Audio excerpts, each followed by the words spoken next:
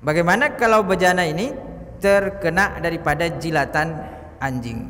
Karena disinilah para ulama atau terutama mayoritas ulama mengatakan bahwa anjing termasuk daripada najis mughalladhah, najis berat.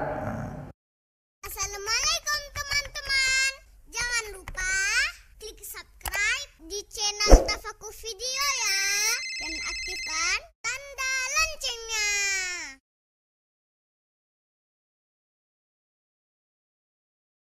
A'udzubillahi minasyaitonirrajim. Bismillahirrahmanirrahim. Assalamualaikum warahmatullahi wabarakatuh.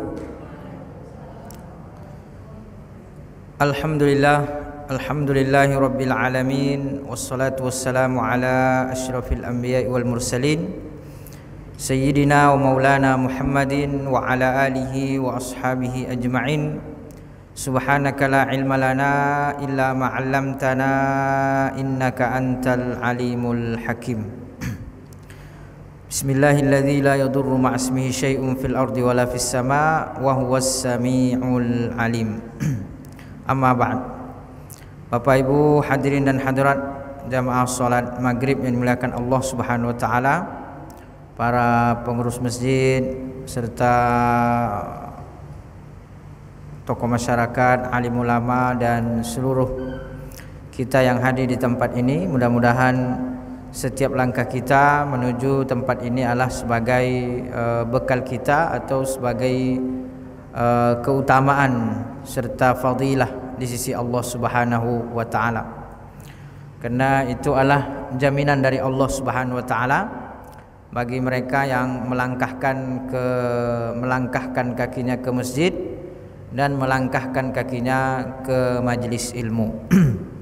Allah memberikan jaminan. Satu langkah pertama adalah langkah untuk mengangkat derajat, dan langkah berikutnya adalah menghilangkan segala keburukan. Itu adalah janji Allah Subhanahu wa taala yang disampaikan oleh baginda Rasulullah sallallahu alaihi wasallam. Maka mudah-mudahan kita mendapatkan keutamaan itu, mendapatkan fadilah itu sebagai bekal kita baik di dunia maupun di akhirat kelak. Pertama-tama kita bersyukur kepada Allah Subhanahu wa taala atas segala nikmat yang dianugerahkan sehingga kita masih diberikan kesehatan, kesempatan, taufik dan inayah, sehingga kita bisa berada di tempat yang paling dicinta oleh Allah Subhanahu wa taala di atas muka bumi, yaitu adalah masjid. Sebagaimana kata Nabi sallallahu alaihi wasallam, inna ahabbal biladi indallahi masajiduha. Sesungguhnya tempat yang paling dicintai oleh Allah Subhanahu wa taala di atas muka bumi ini yaitu adalah masjid. Dan salah satu pertanda kecintaan Allah kepada hambanya, Allah menempatkan hambanya di tempat-tempat yang baik, dan juga dengan pekerjaan-pekerjaan yang baik. Itu pertanda cinta Allah Subhanahu wa taala. Ditempatkan di tempat yang baik dengan pekerjaan yang baik. Tidak hanya di tempat yang baik, karena kadang-kadang di tempat yang baik pekerjaan tidak baik. Kadang pekerjaannya baik tapi barangkali tempatnya tidak baik. Ini masih oke. Tapi kalau tempatnya baik, pekerjaannya tidak baik, ini yang tidak oke. Tanda cinta Allah Subhanahu wa taala, ditempatkan di tempat yang baik, pekerjaannya pun baik. Itu salah satu pertanda daripada cinta Allah kepada seorang hamba. Maka kita bersyukur kepada Allah Subhanahu wa taala untuk menjaga nikmat-nikmat seperti ini agar Allah Subhanahu wa taala menambahnya, sebagaimana janji Allah Subhanahu wa taala, la in syakartum la azidannakum. Kalau bersyukur maka terus ditambah oleh Allah Subhanahu wa taala. Maka bersyukur kita kepada Allah dengan mengucapkan alhamdulillahi rabbil alamin. Kemudian selawat beserta salam kita sampaikan kepada baginda Rasulullah sallallahu alaihi wasallam dengan mengucapkan Allahumma salli ala sayyidina Muhammad wa ala ali sayyidina Muhammad. Assalamu alayka ya Rasulullah, assalamu alayka ya Habiballah. Mudah-mudahan dengan kita banyak berselawat kepada Nabi sallallahu alaihi wasallam, segala susah kita diangkat oleh Allah dan segala hajat-hajat kita dimudahkan, dan kita istiqomah mengikuti sunnahnya sampai akhir hayat hidup kita, dan insyaallah mendapatkan syafaat beliau nanti di akhirat kelak. Amin ya rabbal alamin.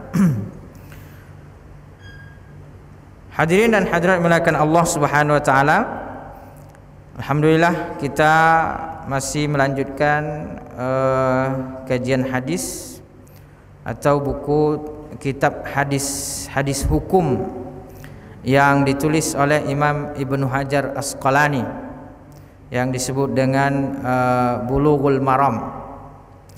Hadis-hadis ini menjelaskan beberapa hukum atau kompilasi kumpulan daripada hadis-hadis hukum yang menjadi landasan hukum di dalam aktivitas kehidupan kita. Karena kalau kita lihat secara sumber, bahwa sumber hukum ini ada Al-Quran, ada hadis, dan ada sumber-sumber yang lain. Tapi di antara sumber yang utama yaitu adalah hadis Nabi sallallahu alaihi wasallam. Ini sumber hukum yang sangat kuat dan diwasiatkan oleh Nabi sallallahu alaihi wasallam. Nabi sallallahu alaihi wasallam mengatakan, taraktu fikum amraini lan tadillu in tamassaktum bihima. Kutinggalkan dua perkara, kalian tidak akan pernah tersesat selagi berpegang teguh kepada dua perkara tersebut. Kitaballahi wa sunnati, yaitu adalah Al-Quran dan sunnahku, kata Nabi sallallahu alaihi wasallam. Maka ketika kita menjadikan ini sebagai sumber dalam kehidupan kita, sumber hukum, maka insyaallah selama itu juga kita menjadi hamba-hamba yang beruntung, tidak tersesat. Hadis-hadis ini disusun oleh Imam Ibnu Hajar seperti susunan kitab fikih, dimulai dari tohara, kemudian ibadah, muamalah, dan seterusnya. Dan kita sudah membahas tentang almiyah, yaitu hadis-hadis yang terkait dengan air, karena salah satu wasilah atau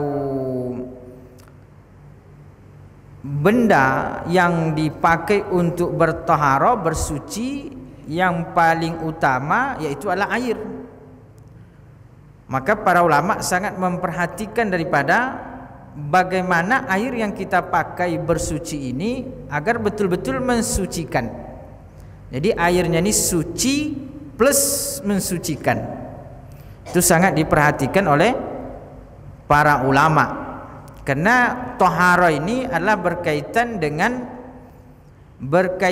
dengan sah dan tidaknya ibadah berikutnya. Salat tergantung kepada sahnya taharah, yaitu wudu. Kata Nabi sallallahu alaihi wasallam, la salata liman la wudu'a lahu. Tidak sah salat yang tidak punya wudu, dan tidak sah wudunya kalau tidak bersih atau tidak suci airnya.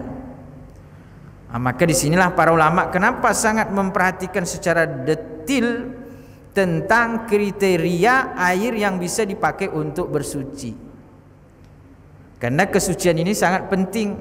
Ini juga menunjukkan bahwa Islam itu sangat memperhatikan tentang nazafah, tentang kesucian. Itu menunjukkan bahwa Islam ini sangat memperhatikan kesucian. Sebagaimana telah kita bahas dalam hadis-hadis sebelumnya, bahwa air ini ada yang suci dan mensucikan. Inilah yang disebut dengan air mutlak, yang bisa kita pakai untuk bersuci, mengangkat hadas kecil, mengangkat hadas besar, membersihkan najis.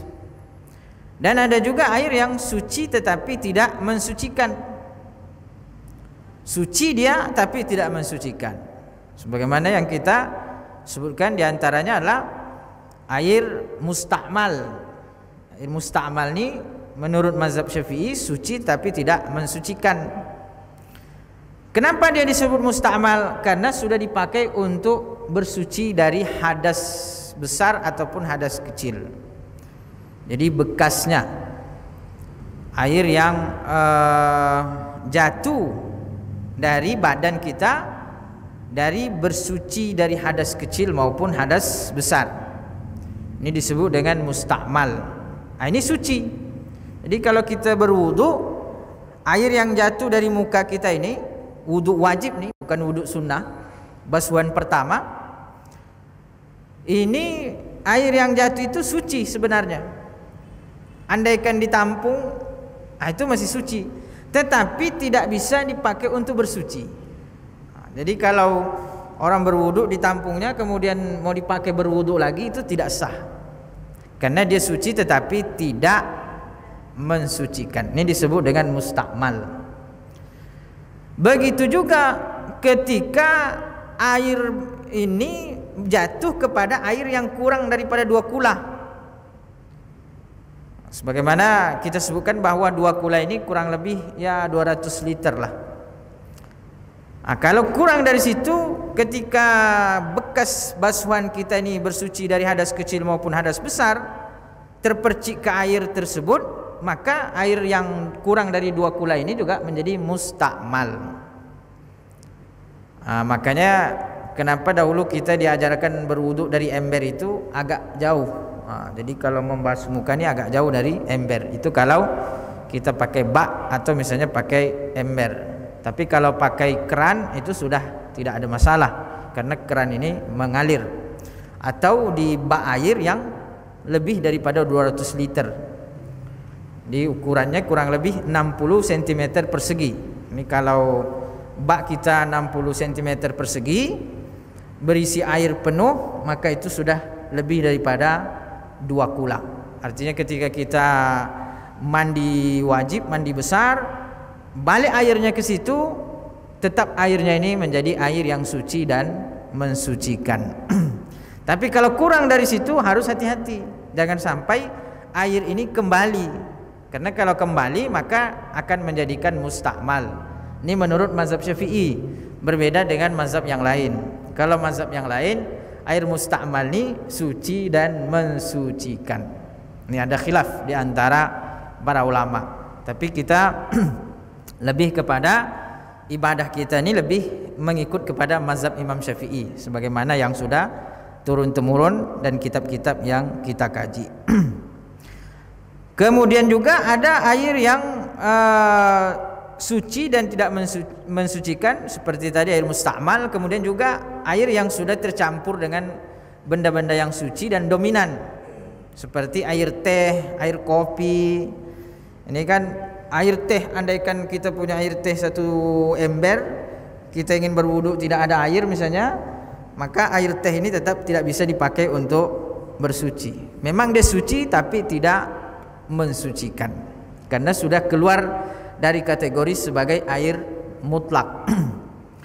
Kemudian ada juga yang disebut dengan air yang mutanajis, yaitu air yang terkena najis. Air yang terkena najis ini sebagaimana disebutkan dalam hadis ini yang kita baca, ada 2. Ada air yang kurang dari 2 kula seperti tadi.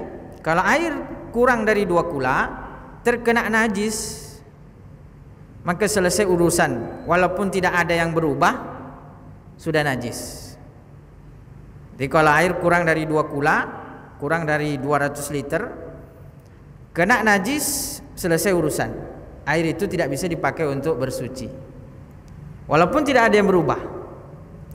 Yang kedua, air lebih daripada 2 kula, ketika terkena najis, maka dilihat. Kalau ada yang berubah salah satu daripada warna, kemudian atau warna, atau baunya, atau rasanya, ini salah satu daripada 3 ini. Kalau ada yang berubah salah satu daripada 3 ini, maka menjadi najis. Tapi kalau tidak ada yang berubah dari 3 unsur tersebut, tidak najis. Itu kalau banyak, lebih daripada 2 kula. Itulah urgensi membagi air menjadi air yang banyak dengan air yang tidak banyak. Itu berkaitan dengan hukumnya nanti. Makanya kenapa air ini dibagi menjadi 2 kula, kurang dari 2 kula, lebih daripada 2 kula? Karena kalau lebih daripada 2 kula terkena najis, maka dia tidak bernajis kecuali berubah salah satunya warna, rasa dan bau, salah satunya. Kalau tidak ada berubah, air tersebut tetap suci. Kalau kurang dari 2 kula terkena najis, otomatis dia menjadi mutanajis, selesai. Kalau air kurang dari 2 kula terkena air musta'mal, air itu semuanya menjadi musta'mal. Kalau lebih daripada 2 kula kena air musta'mal, tetap air itu tidak musta'mal, tetap suci dan mensucikan.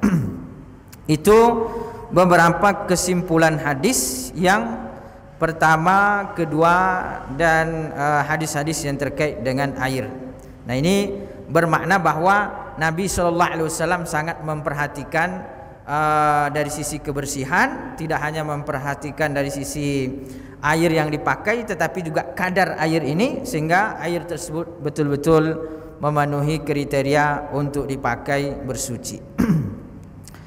Kemudian selanjutnya pada kesempatan kali ini kita mengkaji hadis tentang bejana yang terkena jilatan benda hewan yang najis seperti anjing misalnya. Hadis ini diriwayatkan oleh sahabat Abu Hurairah radhiyallahu anhu. Qala Rasulullah sallallahu alaihi wasallam, Nabi sallallahu alaihi wasallam bersabda, "Tahuru ina'i ahadikum idza walagha fihil kalbu ayyaghsilahu sab'a marratin aulahunna bit-turab." Ini berbicara tentang bejana. Kata Nabi sallallahu alaihi wasallam dari sahabat Abu Hurairah, sucinya bejana kalian yang dijilat oleh anjing, kena jilat atau ada airnya ini diminum oleh anjing. Kalau kurang dari 2 kula airnya terutama. Kemudian juga bejananya tadi terkena jilatan, maka sucinya, kata Nabi sallallahu alaihi wasallam, hendaklah dia mencuci 7 marratin 7 kali, aulahunna bit-turab 7 kali, dan salah satunya adalah dengan tanah atau dengan debu. Nah, ini terkait dengan bejana. Jadi tidak hanya diperhatikan dari sisi airnya, tapi dari sisi tempat airnya juga, dari sisi bejananya. Maka Islam ini aturannya lengkap, dari urusan bersuci, urusan bejana, semua diatur lengkap dalam Islam. Maka kalau kita lihat, kayaknya pedoman yang terlengkap ini adalah pedoman dalam Islam. Aturan dalam Islam ini lengkap sekali, termasuk bejana-bejana sekalipun diatur. Bejana ini tidak boleh dari emas, haram hukumnya. Kemudian bagaimana dia sucinya, ini lengkap. Makanya kita bersyukur dan beruntung menjadi orang Islam. Kenapa? Karena aturannya itu lengkap. Kita mau kemana saja sudah ada aturannya. Orang yang hidup hartanya diatur, orang yang sudah meninggal hartanya diatur, yaitu dengan warisan. Lengkap. Dan ini termasuk daripada yang diperhatikan oleh Nabi sallallahu alaihi wasallam. Kalau tadi airnya yang diperhatikan, ini bejananya. Bagaimana kalau bejana ini terkena daripada jilatan anjing? Karena disinilah para ulama atau terutama mayoritas ulama mengatakan bahwa anjing termasuk daripada najis mughalladhah, najis berat. Ini dalam mayoritas ulama mazhab Syafi'i, mazhab Imam Ahmad bin Hanbal, ini memang najis mughalladhah. Jadi anjing ini termasuk najis berat, sampai mencucinya harus sampai 7 kali kalau terkena jilatannya. Itu menunjukkan berat, karena najisnya ada 3. Ada najis mughalladzah, ada najis mutawassithah, ada najis mukhaffafah. Kalau najis mughalladzah ini mensucikannya 7 kali. Terutama yang disebut dalam hadis ini, yaitu adalah anjing. Dan memang para ulama juga mengikutkan khinzir B1 ya. Ini juga masuk. Walaupun sebagian ulama mengatakan bahwa kalau khinzir ini itu tidak mesti 7. Karena yang diperintahkan 7 itu adalah kalbun, anjing. Kalau khinzir ini tidak mesti 7, tapi sebagian ulama mengatakan harus 7 juga, dikiaskan kepada anjing. Jadi yang khinzir ini apakah 7 kali ataukah cukup 1 kali? Sebagian ulama mengatakan harus 7 kali juga, disamakan, dikiaskan pada anjing. Sebagian ulama mengatakan tidak mesti, yang penting dia sudah suci dan bersih. Itu yang sebagian ulama menyebutkan begitu. Dan terkait dengan anjing ini 7 kali ini juga ada khilaf di antara ulama. 7 itu apakah wajib atau sunnah? Sebagian ulama kalau dalam mazhab Syafi'i 7 itu wajib, tidak sunnah. Jadi 7-nya adalah wajib. Ini kalau najis mughalladzah. Makanya kenapa kita sangat sangat hati-hati kalau kita di Indonesia ini, karena mazhabnya kan Syafi'i kan begitu. Melihat bahwa anjing ini kan najis mughalladzah, sehingga sangat hati-hati terutama dalam berinteraksi dengannya. Ini sangat berbeda dengan kalau Bapak Ibu berada di negara-negara yang misalnya bermazhab Maliki.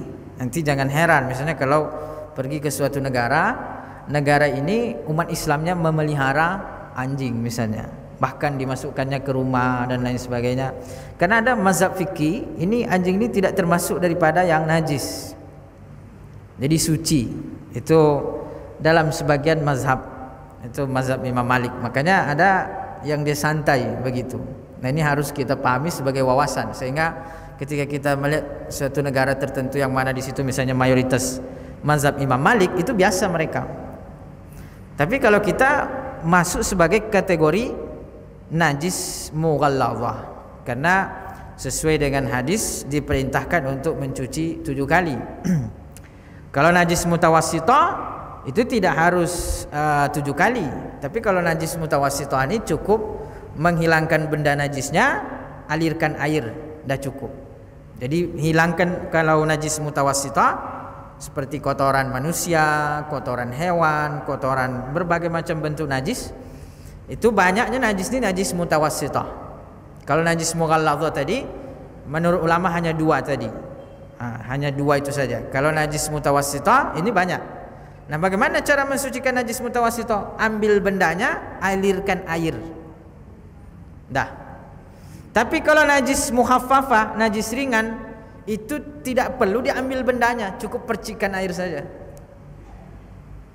Ini disebutkan kencingnya bayi laki-laki yang belum mengkonsumsi selain daripada ASI, air susu ibunya. Nah, ini cukup dengan memercikkan air. Itu tidak perlu diambil bendanya, tapi percikan air saja. Dah cukup. Atau bendanya dibersihkan kalau banyak. Nah, itu tetap dibersihkan, ambil bendanya lalu kemudian percikkan air. Tidak perlu mengalirkan air. Kalau najis mutawassithah ini harus mengalirkan air. Ambil bendanya, alirkan air. Nah, ini bentuk-bentuk daripada najis tersebut. Nah, di dalam hadis ini Nabi sallallahu alaihi wasallam mengatakan bahwa cara membersihkan daripada bejana yang terkena jilatan anjing tadi, maka harus dengan 7 kali. 7 kali. Aulahun nabi turab, salah satunya adalah dengan tanah. Tanah ini debu, bisa juga tanah gambut, tanah liat, ini masuk kategori aulahunna. Nah, jadi salah satunya, dan kata para ulama pertamanya itu adalah dengan tanah. Jadi dimulai dengan tanah dulu, baru kemudian air 6 kali. Ini menurut para ulama. Jadi dimulai dengan tanah dahulu, baru kemudian dengan air. Kemudian juga di dalam proses tanah tersebut tidak harus tanah murni, tapi juga bisa tanah yang sudah tercampur dengan air. Nah, itu bisa juga. Jadi tanahnya sudah tercampur dengan air. Nah, menurut sebagian ulama bahwa 7 ini adalah harus. Jadi 7 kali, men-7 kalikan itu adalah wajib, harus dilakukan. Karena begitu yang diriwayatkan oleh Abu Hurairah, sebagaimana hadis ini diriwayatkan 7 kali oleh Nabi SAW. Jadi sebagian ulama adalah harus, 7 ini wajib. Tapi sebagian ulama mengatakan bahwa 7 ini adalah sunnah. Nah, jadi men-7 kalikan ini sebagian ulama sunnah. Kenapa sunnah? Karena Abu Hurairah sendiri, nah, jadi sahabat Abu Hurairah ini yang meriwayatkan hadis ini dari Nabi SAW. Jadi kita tahu bahwa sahabat Abu Hurairah ini adalah sahabat yang paling banyak meriwayatkan hadis. Padahal beliau hanya dengan Nabi SAW kurang lebih 4 tahun. Beliau masuk Islam tahun 7 Hijriah. Kemudian bersama dengan Nabi kurang lebih 4 tahun Nabi SAW bersama. Tapi hadisnya paling banyak. Kala misalnya Sayyidah Aisyah yang istri Nabi SAW, kalah Abu Bakar yang sejak awal Islam sudah Islam. Artinya kalau Abu Bakar Siddiq radhiyallahu anhu ini kan lama bersama dengan Nabi SAW. Imam Ali bin Abi Thalib itu sejak remaja dia sudah masuk Islam. Tapi sahabat Abu Hurairah, beliau masuk Islam pada 7 Hijriah, 4 tahun bersama dengan Nabi SAW.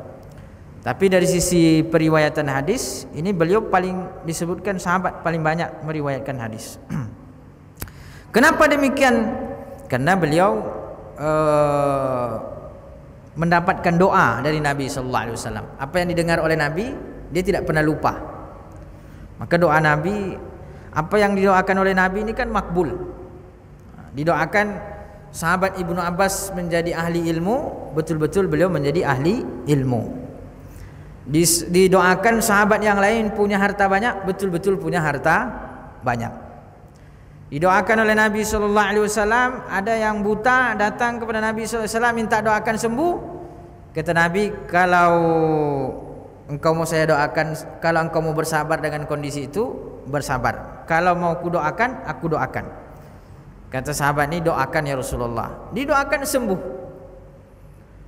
Ada yang didoakan anaknya banyak, betul-betul anaknya menjadi banyak. Itu adalah Anas bin Malik, sahabat Anas radhiyallahu anhu. Jadi doa Nabi sallallahu alaihi wasallam ni makbul karena beliau sebagai nabi. Maka itu menunjukkan bahwa Nabi sallallahu alaihi wasallam beliau hidup, dikabarkan dalam sirahnya kadang susah, kadang tidak ada makan, kadang tidak cukup. Itu adalah pilihan beliau. Karena kalau beliau ingin meminta kepada Allah Subhanahu wa taala lebih daripada segala-galanya, dikasih oleh Allah Subhanahu wa taala. Jangankan sekedar untuk makan, gunung aja kalau mau dirubah menjadi emas itu dikabulkan oleh Allah Subhanahu wa taala.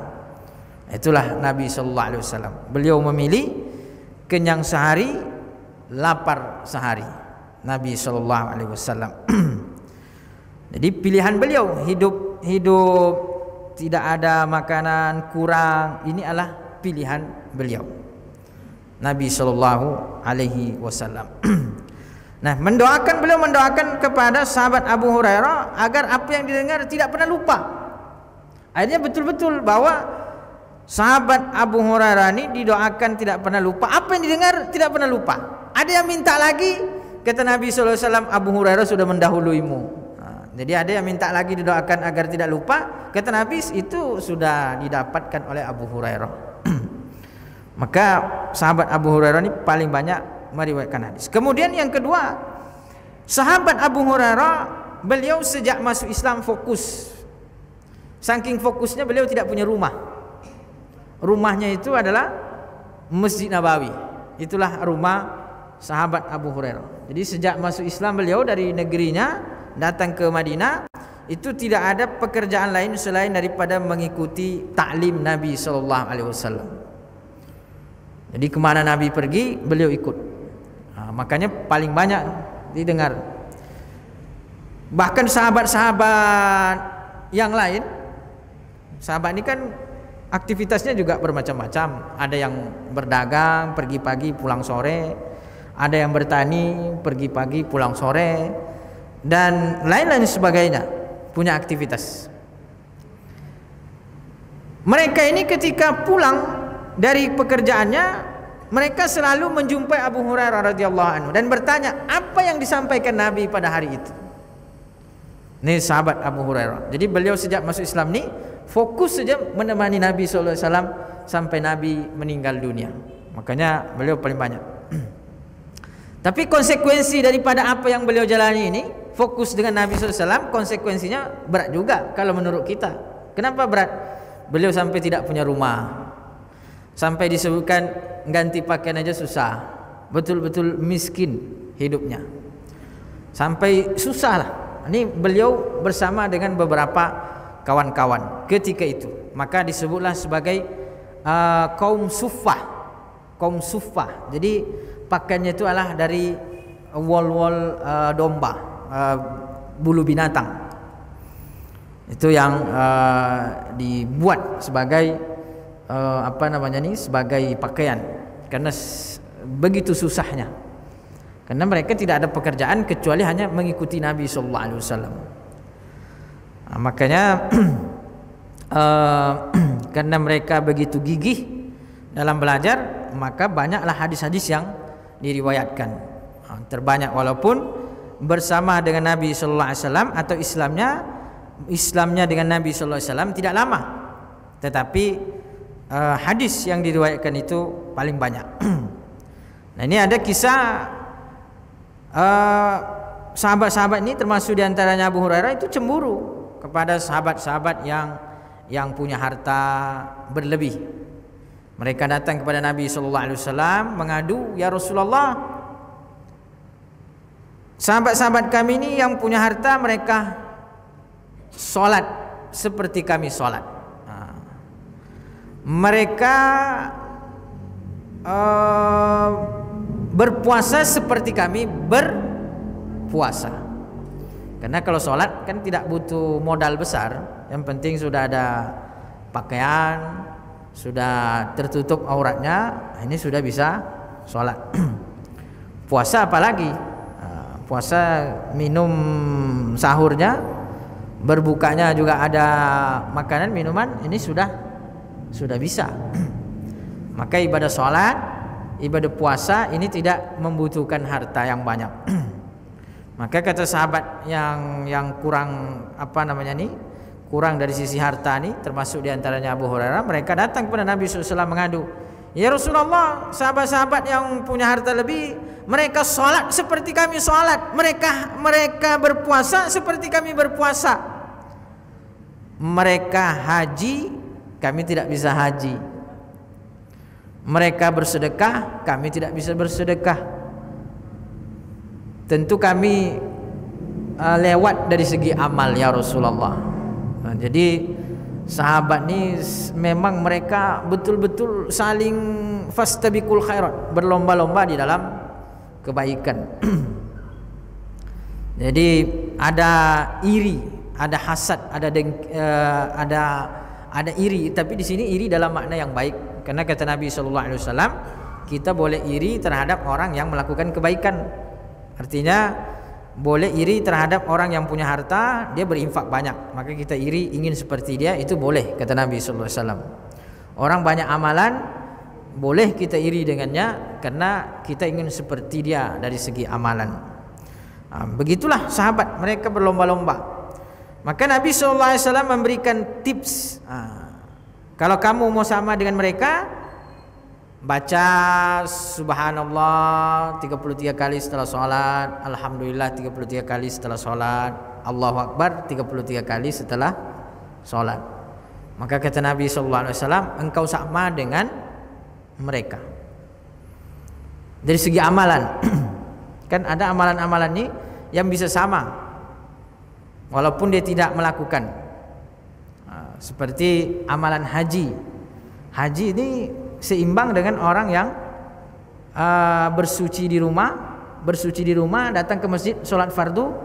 Kalau dia niatkan itu untuk mendapatkan pahala haji, dapat pahala haji.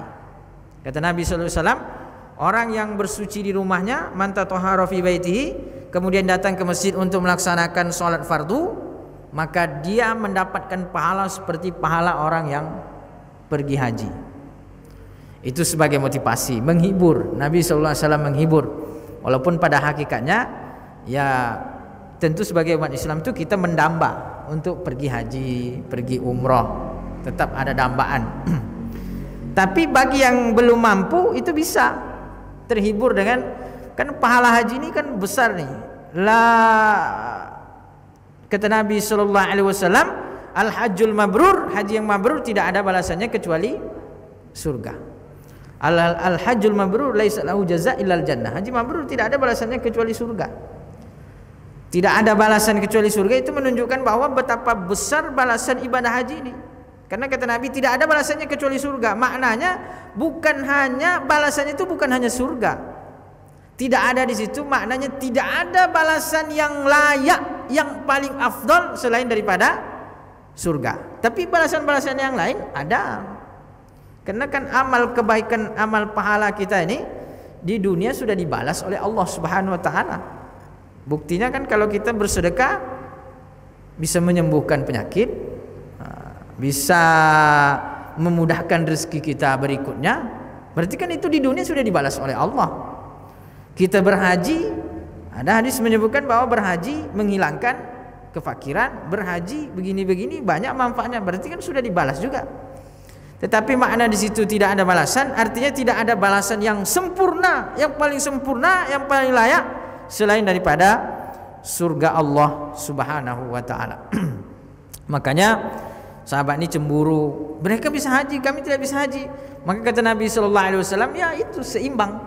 Bersuci di rumah, datang ke masjid untuk sholat fardu sama dengan melaksanakan ibadah haji. Makanya kata para ulama, afdolnya kita kalau ke masjid bersuci dulu. Jadi bersuci di rumah baru ke masjid. Tapi kalau batal di jalan, jangan lupa berwudu lagi di masjid atau boleh memperbaharui. Tapi afdolnya itu kalau kita dari rumah bersuci di rumah pergi ke masjid salat fardu sama dengan pahala ibadah haji kata Nabi sallallahu alaihi wasallam. Diniatkan. Kata para sebagian ulama, diniatkan, harus diniatkan, hadirkan niat itu. Jadi ketika kita berwudu di rumah, kita hadirkan niat untuk pergi ke masjid agar mendapatkan pahala hajinya. Hadirkan niatnya. Sama juga dengan orang yang sholat subuh berjamaah di masjid, duduk berzikir, mengaji, membaca Quran, membaca zikir lainnya atau ta'lim, terbit matahari, sholat 2 rakaat, maka sama dengan pahala haji. Nah, itu keistimewaan daripada sahabat Abu Hurairah. Jadi kenapa beliau banyak meriwayatkan hadis? Nah, beliau meriwayatkan bahwa mencuci bejana yang dijilat oleh anjing ini 7 kali. Kata beliau, harus 7. Kata beliau. Tapi dalam amaliyahnya beliau melakukan cuma 3 kali. Jadi Abu Hurairah melakukan mencuci melakukan amalannya hanya 3 kali, tidak sampai 7 kali. Maka disinilah sebagian ulama mengatakan berarti 7 kali itu tidak wajib, sunnah. Buktinya Abu Hurairah hanya 3 kali, padahal beliau yang meriwayatkan hadis ini, tapi beliau melakukan 3 kali. Maka sebagian ulama mengatakan bahwa 7 kali itu adalah sunnah, 7 kali itu tidak wajib. Tapi bagi ulama yang mengatakan tetap wajib 7 kali, ulama mengatakan bahwa yang diambil itu adalah apa yang beliau riwayatkan, bukan yang diamalkan oleh beliau. Tetapi apa yang diriwayatkan, beliau meriwayatkan dari Nabi itu 7 kali, maka itu yang diambil, bukan sesuai dengan yang beliau amalkan. Waktu kita sudah habis. Kalau ada pertanyaan sebelum kita tutup, kalau ada yang bertanya silakan. Ada? Kalau tidak ada kita tutup karena memang waktu sudah habis. Terima kasih dan mohon maaf. Subhanakallahumma wa bihamdika asyhadu an la ilaha illa anta astaghfiruka wa atubu ilaik. Wassalamu alaikum warahmatullahi wabarakatuh.